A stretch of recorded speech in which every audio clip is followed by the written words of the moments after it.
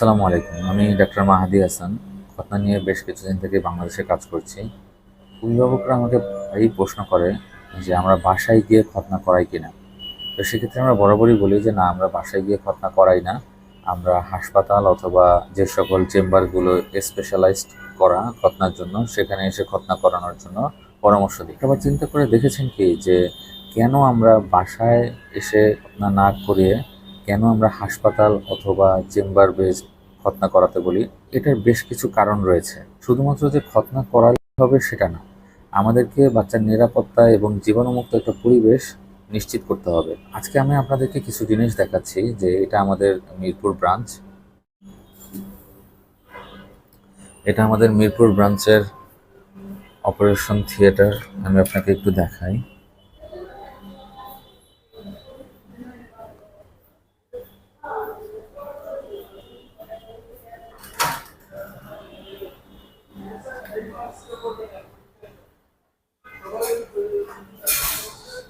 এটা আমাদের একটা ওটি, কিন্তু এরকম আমাদের 3টা ওটি রয়েছে আরো। এখানকার ফ্লোর দেখেন, এখানকার পরিবেশ দেখেন, ওটি লাইট, এগুলো সবই জীবাণুমুক্ত পরিবেশ তৈরি করার নিশ্চয়তা দেয়। এটা হলো আমাদের অটোক্লেভ মেশিন।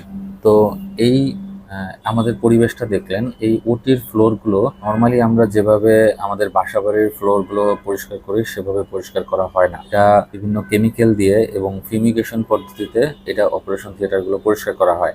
এবং আমরা সবাই এখানে অ্যাসেপ্টিক একটা পরিবেশ মেনটেন করার চেষ্টা করি।